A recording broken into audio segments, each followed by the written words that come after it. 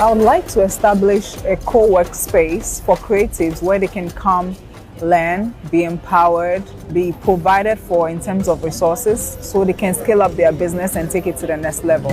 My name is Lady Kofo, like she mentioned. I'm going to be the one moderating this panel session. It is tagged Building a Sustainable Fashion Brand Through Niche Marketing. I'm going to be joined by Victoria Michaels. Please let's give her a round of applause. She is a Ghanaian Nigerian modelpreneur, an actress, a philanthropist, and also a brand ambassador. Hopefully she's going to decide if it's Nigerian jollof or Ghanaian jollof. Please let's give her a round of applause. You look stunning. Don't worry, I'm not going to start with the Nigerian Ghanaian jollof conversation. Okay, now let's talk about you're trying to create a niche for yourself, yeah?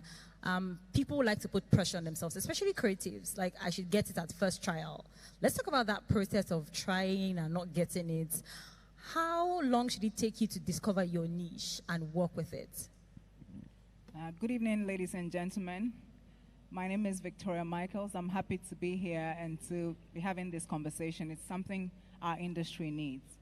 So I would use myself as an example. So in 2019, I used to be an active model, by the way, but now they call me a modelpreneur. That is a model who is also an entrepreneur.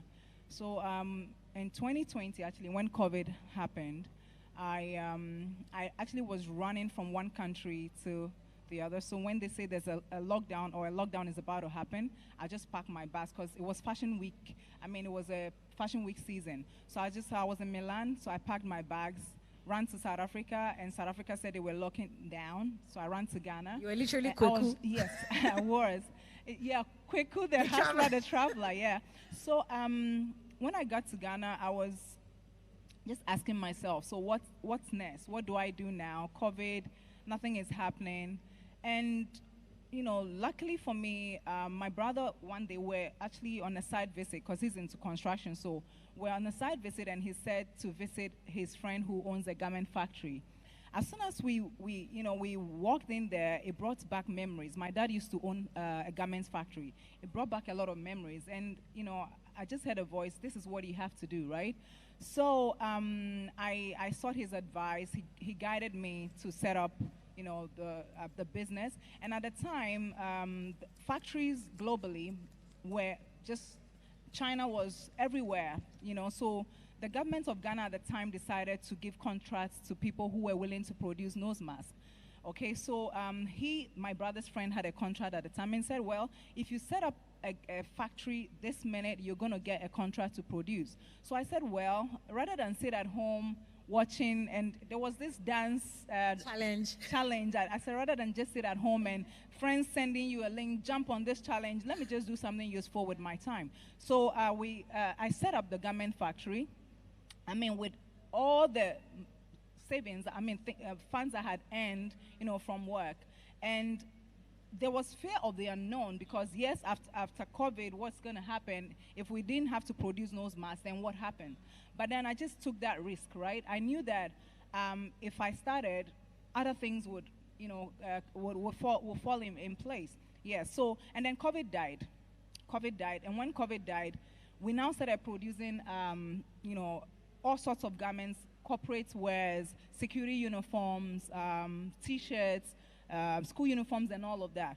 And what I want to say is that I had to just do that, okay? And I created a niche for myself in the sense that I appealed to a certain market. I said, this is my product. This is what I'm good at. I didn't have to wait to just have it all to start that business, because there are people who would say they needed $100,000 or $200,000 to set up a factory. But then I started with what I had, and I created a niche for myself.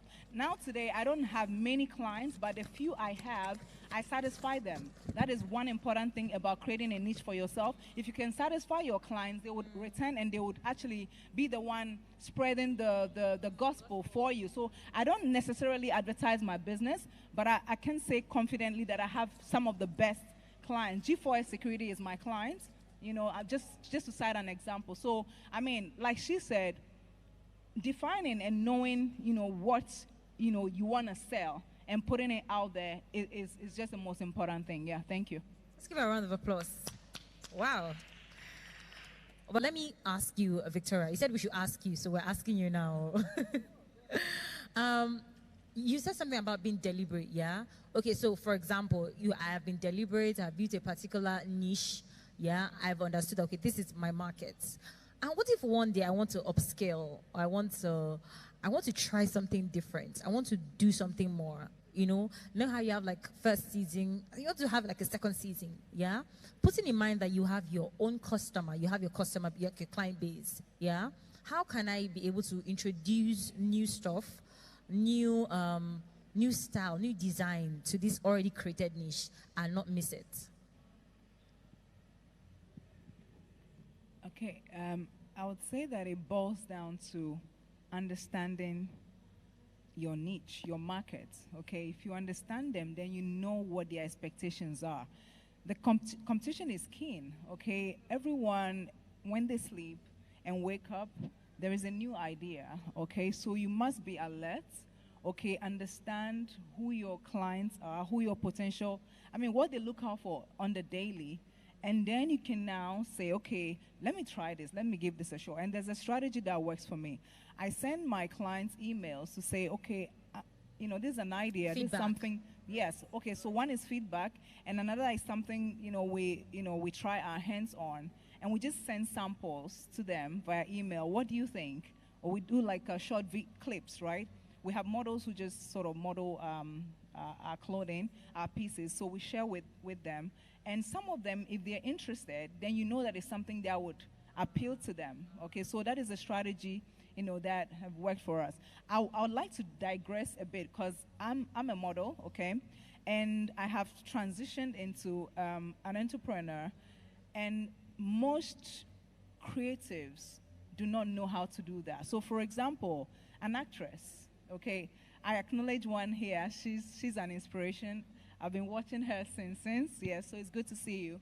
Yeah, so an actress or a model, okay, who decides to now become an entrepreneur, is difficult because there's a certain lifestyle they're used to, okay, the glam, I sit down, I get made up, things are just being done for you. Now it's time to face reality.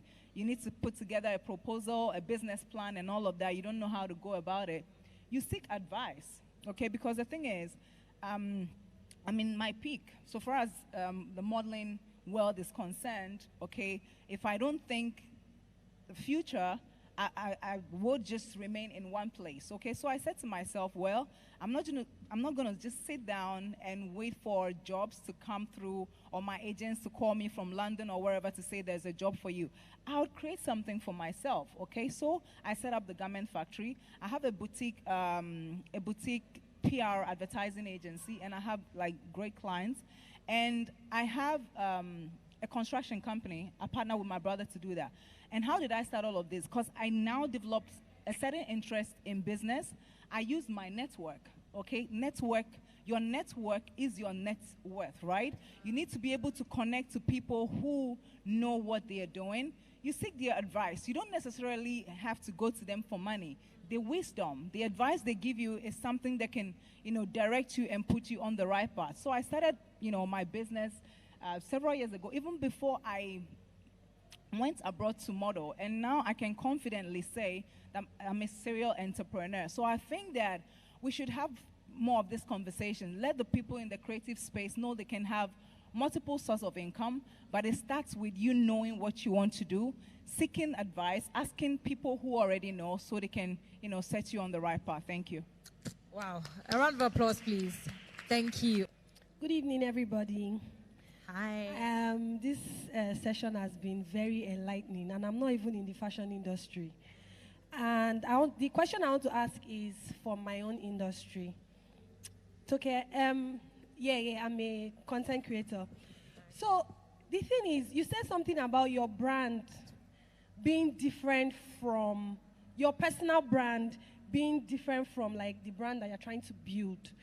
And I'm currently facing the same issue because the brand I'm building is different from my personal brand. Like, we are two different people. And it's so hard to, like, if I'm maybe talking to somebody, I'm telling this person that, I do this. The person is like, you? And I'm like, yes. But so it's very, like, Unlike you, that it's easy to sell your brand because it's a part of you already. It's hard for some people, and I know I'm speaking for some people here. So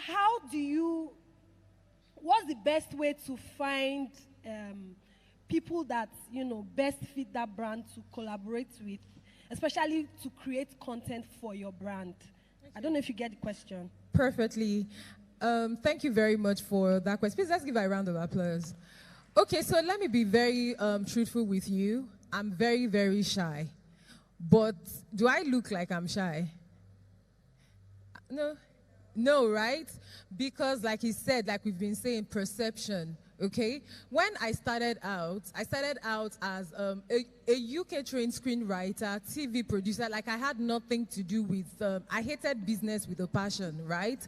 So the first thing from what you said, the number one step, you need to believe in yourself. First off, like I can do it, right? Secondly, I'm very glad you said something about content creation. Now, let me use myself as an example, right? Now, I'm being paid to fly. Like, I'm now a travel influencer, right? But before then, nobody was seeing me as that till I started creating content, right?